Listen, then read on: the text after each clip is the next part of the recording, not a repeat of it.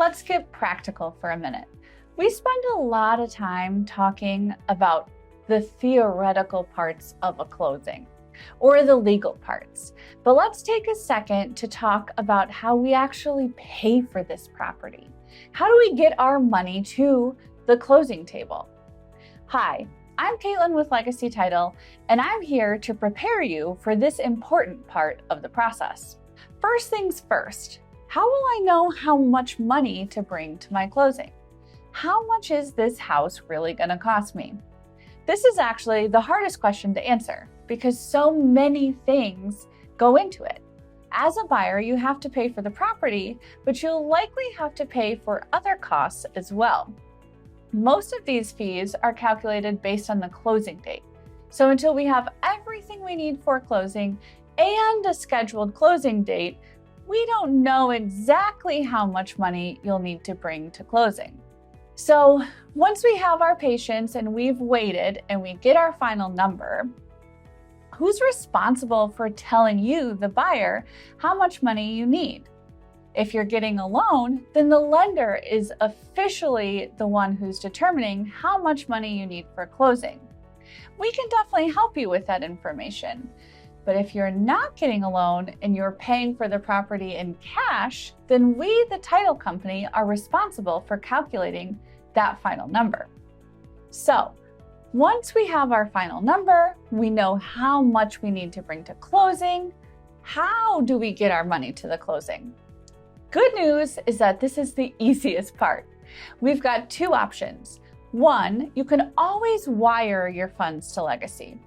Or two, if you need to bring less than $15,000 to the closing, you can bring a cashier's check or certified funds made out to Legacy Title.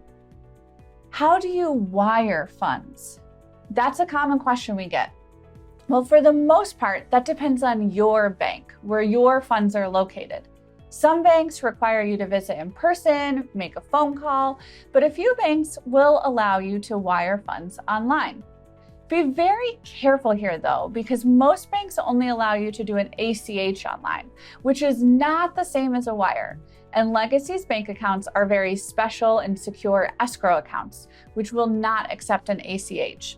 So if you accidentally send an ACH funds to Legacy, they will be rejected and it may take a few days or more for them to be returned to your bank, which could cause closing delays. And in order for that wire to get to us here at Legacy, you'll need to use our wire instructions, which will be sent to you using our secure portal.